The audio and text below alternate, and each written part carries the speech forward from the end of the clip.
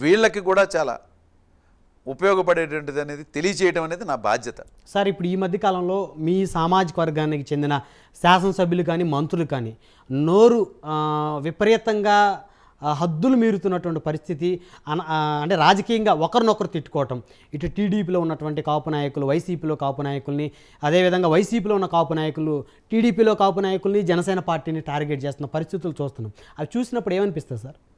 రాజకీయాలు చాలా అసహ్యంగా మారుతున్నాయని అనిపించింది. ఎందుకంటే ఒక పార్టీలో ఒక కులం ఉండాలని ఏమన్నా రూల్ ఉందా? లేదు. ఎవరికి నచ్చిన విధంగా ఎవరి పరిసరాలకు తగ్గట్టుగా అక్కడ ఉన్నటువంటి ప్రత్యర్థులను ఎదుర్కోవడం కోసం లేదా అవకాశం కోసం ఏ పార్టీలోకైనా వెళ్ళచ్చు. అవును. ఎందుకంటే తన వాళ్ళని కాపాడుకోవడం కోసం ఆ రోజున ఆ సమయాన్ని బట్టి ఏ పార్టీలోకైనా వెళ్ళచ్చు. అలా అని చెప్పి నీ స్థానం కాపాడుకోవటం కోసము, నీకు ఒక పదవి రావడం కోసము నీ నోరుని నీ ఇష్టం వచ్చినట్టు వాడటం, ముఖ్యంగా కులాన్ని దూషించటం అనేది చాలా చాలా అది సరైన సంస్కారం కాదు. అది చాలా తప్పది. ఆ పద్ధతి కానీ, ఆ సంస్కారం కానీ, ఆ ఆలోచన విధానం కానీ, ఆ ప్రవర్తన కానీ అవన్నీ కూడా చాలా తప్పుడు ఆలోచనలు. అది మార్చుకోవాలి. అది ఇప్పుడు ప్రస్తుతం చాలా ఎక్కువైపోయింది. ఈ పార్టీలో ఉంటే ఈ కులం ఇందులోనే ఉండాలి, లేదా ఈ కులానికి సంబంధించిన పార్టీ, లేదా మన కులం వాళ్ళందరూ దీనిలోనే ఉండాలి. అది చాలా తప్పది. నీకు స్థానం కావాలా, నీ నాయకుడిని నువ్వు మెప్పించుకో. అవును, నువ్వు అతనికి కావాల్సిన విధంగా నువ్వు చేసుకో. అంతేగాని కులాన్ని తిట్టే హక్కు నీకు లేదు. ఎవరిచ్చాడు నీకు కులాన్ని తిట్టే? నువ్వు కులాన్ని ఏమైనా కాపాడావా? అంతే. కులానికి నువ్వేమైనా పనిచేసి పెట్టావా? కులం కోసం నువ్వేమైనా త్యాగం చేసావా? ఏమీ లేదుగా. కులం కోటలో సీటు తీసుకుని కులాన్ని దూషించే హక్కు నీకు ఎవడిచ్చాడు? అలాంటి వాళ్ళందరికీ ఒకసారి చెప్తున్నా, నోరు కంట్రోల్లో పెట్టుకుంటే మంచిది.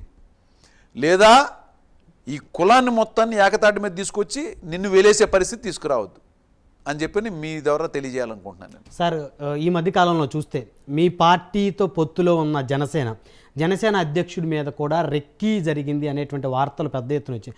ఒకవేళ అలాంటి వాతావరణం మళ్ళీ ఏదైనా పునరావృతమై నిజంగా అలాంటి పరిస్థితులు వస్తే మోహన రంగా గారి వారసుడిగా రాజకీయాల్లోకి వచ్చిన మీరు పవన్ కళ్యాణ్ గారికి మద్దతు ఇచ్చేటువంటి పరిస్థితులు ఏమైనా ఉంటాయా? అంటే ఒకటండి, ఎప్పుడు కూడా ప్రజల కోసం ప్రయత్నం చేస్తూ నిస్వార్థంగా వెళ్ళే నాయకుడికి ఎప్పుడు కూడా అండదండలు ఉంటాయి.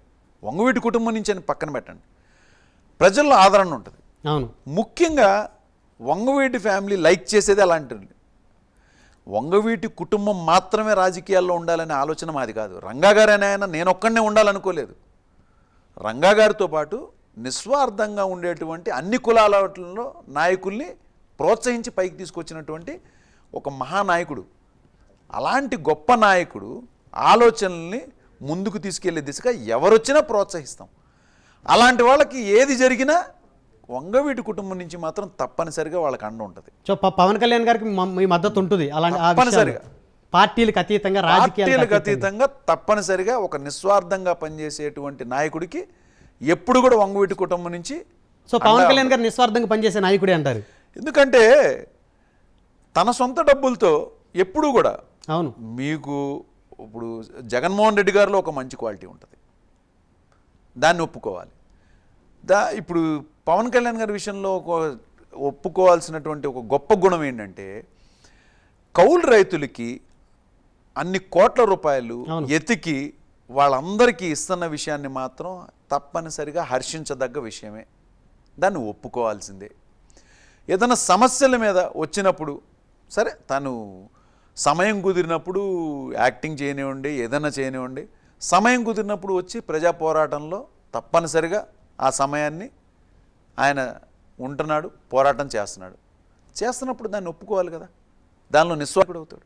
నరేంద్ర గారు, వంగవీటి మోహన్ రంగా గారి వారసుడిగా రాజకీయ రంగ ప్రవేశం చేసిన మీరు, మీ ప్రధానమైనటువంటి లక్ష్యం ఏంటి?